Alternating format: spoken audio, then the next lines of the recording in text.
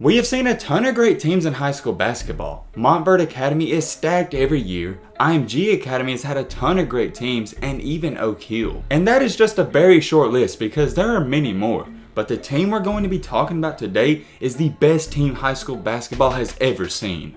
When you're talking about the best team of all time in any sport, there's always a huge debate. And normally it's for good reason because you can always find a flaw in that quote-unquote best team. However, there was a basketball team in high school in the year 2015 through 2016 that had no flaws and demolished everybody. So who is this team and what made them so good and who all played on it? Let's dive into it. Meet the 2015 through 16 team known as no other than Chino Hills. And yes, we all knew this team was good when they were playing, but now looking back on it, they might have been even better than what we thought. We are going to dive deep into this team and all the key players, so get your popcorn, get your snack, get ready. This is going to be one great video. So without further ado, let's get into it. Before their season even started, they was already predicted by many to be the sleeper team and go undefeated and be the best team in the country.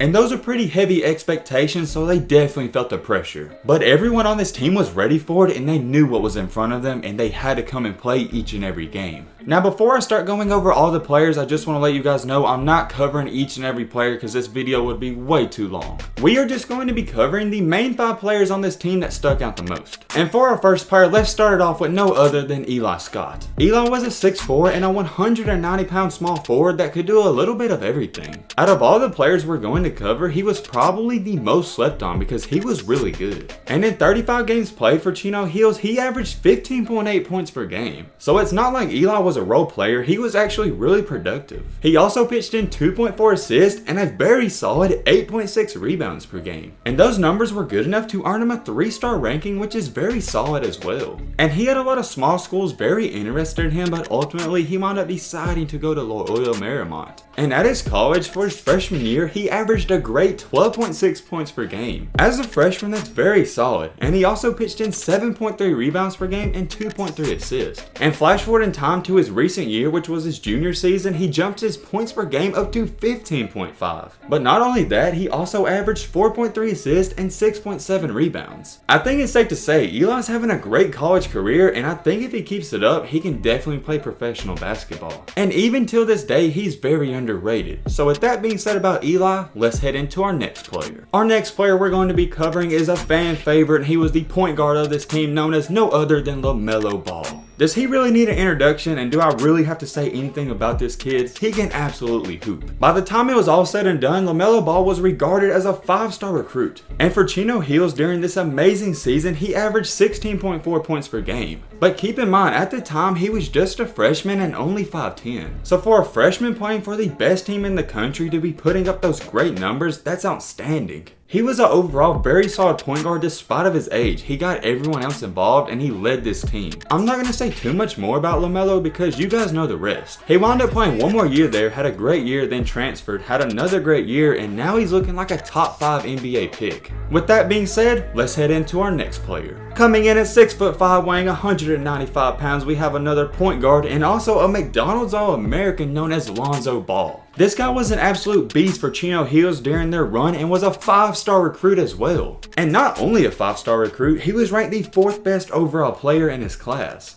I guess you could say that's pretty decent. And for Chino Hills during this season, he had one of the best high school seasons ever. In 35 games played, he averaged 23.9 points per game. And that sounds crazy good, but it gets even better. He averaged 11.5 assists per game and 11.3 rebounds. Guys, he averaged a triple-double. We gotta give credit where credit is due. Lonzo Ball had a great season. And another stat that really jumped off the board to me was he averaged 5.1 steals per game as well. And after his run at Chino Hills, he wound up deciding to sign with UCLA and had another terrific season. As just a freshman, he averaged 14.6 points per game, which is really impressive, but his overall game was just so smooth. He wound up also averaging 7.6 assists and 6 rebounds. So he had a great year as a freshman at college, and he wound up deciding to enter the NBA draft. And this was a very smart move because he was the 2nd overall pick in the NBA draft. And in his NBA career so far, he's had a pretty good career and it seems like he only gets better each and every year. You guys just need to sit back and think about this. Lonzo Ball was drafted in the top 5 in the NBA draft, and it seems like LaMelo Ball is going to be drafted in the top 5 or 10 as well. As good as this team already sounds, it gets way better. So let's head into our next player. I know I may not be saying this right, but we have Onyeka Okongwu coming in at 6'8" and 225 pounds. And for Chino Hills, he was the guy who did all the dirty work and basically played power forward and center. And even though he's not extremely tall, and he wasn't tall at the time, this was a great fit because they played extremely fast. And honestly, they really didn't need a center. For Chino Hills, during this season, he wound up averaging 7.9 points per game and 7.2 rebounds. I get it, those numbers don't really jump off at you, but like I said, he did all of the dirty work that helped this team. And he was a very solid rim protector. He also averaged 3.1 blocks per game. And even though those numbers don't exactly jump off the board at you, he wound up being a 5-star recruit as well. So guys, think about it. We had 3 5-star recruits on one team. That is insane. And he had a ton of college offers as well, but he wound up deciding to keep it close to home and sign with USC. And in 1 year as a freshman, he once again, like all these other players, had an outstanding year. He averaged 16.2 points per game and 8.6 rebounds. And just like in high school, he was very good on the defensive side of the ball. He averaged 2.7 blocks per game. And just like Lonzo Ball, he wound up deciding to enter the draft after just 1 year. And I've seen him projected as high as number 3 on the mock draft, but a lot of people say he's going to be in the top 10 or 15 for sure. So with just those 4 players, we have a number 2 overall pick, LaMelo Ball, who's going to be a top 10 pick for sure,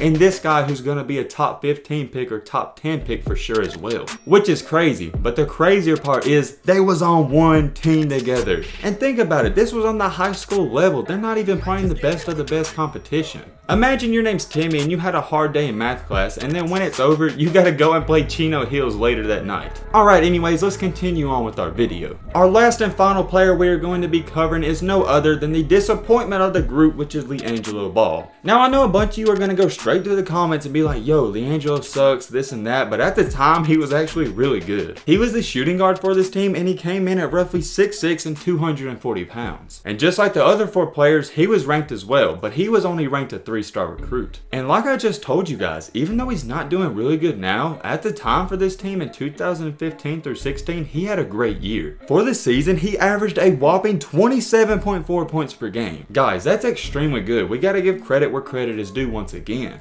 Although he averaged a lot of points, he wasn't known for anything else, so he only pitched in 2 assists per game and 3 rebounds. But his job wasn't really to rebound or pass, he was just one of the main scorers for this team. And just like his brother Lonzo Ball, he wound up deciding to go to UCLA as well, but he got in a lot of trouble. Right when the season was beginning to start, he wound up getting caught in China for trying to steal stuff. And there's been a ton of videos on it, so I'm not going to talk too much about it, but long story short, it's just been an extreme downhill slope since then. And we really haven't heard too much out of this guy, and he's probably not going to make it to the league or anything special. Even though he's not special now, he was great for this team, so that's why we got to cover this guy and give him his props. So with all that being said, and those 5 players we just went over, let's do a brief rundown. For Chino Hills, we had 3 5-stars on one team, which is amazing itself, but we also had 2 3-stars on this team. And those guys were Eli Scott and LiAngelo Ball. I know I've said it a lot, and I know you guys are probably tired of hearing it, but I just can't stress enough how incredible that is. Yes, the players are good and the numbers and stats look good, but just how good were they?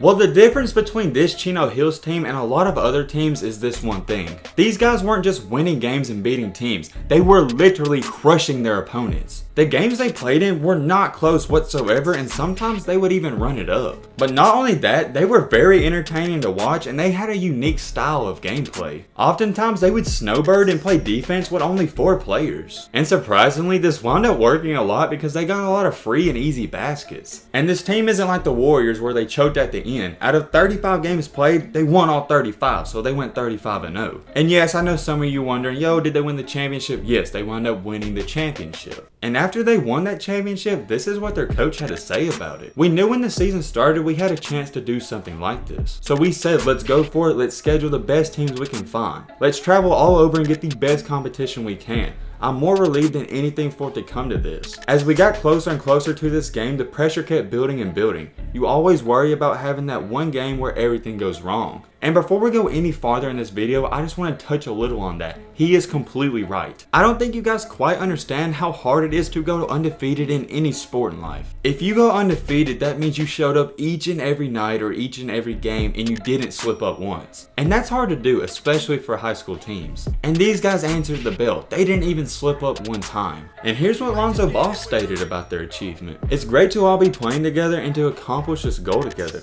It's what we set out to do at the beginning of the season, and we did it. And the reason I think this team was so good and the reason they won the championship is because before the season started, they put that goal in their minds. And once you focus on that main goal, you never think about losing or the negatives. You just focus on the positives, and that's what they did. Overall, this team was just a perfect team, and there was just no flaw in their game. They had two outstanding point guards in Lonzo Ball and LaMelo Ball. And then they had a main spot-up shooter in LiAngelo Ball that could knock down a lot of shots. And then to top it off, they had Eli Scott, who was very underrated and did a little bit of everything and was clutch for rebounds. And then they had a center who could get up and down the court and run with their momentum and their game style. And a reason I think they was so good because they was playing way ahead of their time. They was playing a game style that we really have never seen before. They was the definition of a run and gun type of team. Their play style was like the definition of the no huddle offense in football. I really don't even know if this team actually ran more than 10 plays throughout the season. That's how good they were. And there's been a ton of great and phenomenal teams in high school basketball. Do not get me wrong. But for a team to have 3 5-stars on its team and 2 3-stars, I just don't know how you top that. They weren't just rated 3 and 5 stars for no reason. They all produced and produced very efficient numbers. So with the way Chino Hills not only beat their opponents, but literally crushed their opponents, and having not 1, not 2, but 3 5-star recruits and 2 3-star recruits, this is why they gotta be the best high school basketball team of all time. But hey man, with all this being said, that's about gonna wrap up this video. I hope you guys enjoyed. I hope you guys learned something. If you are new to the channel, what are you doing? Hit that subscribe button and join the family and leave a like for more. And as always, let's be great. I'm out, y'all. Peace.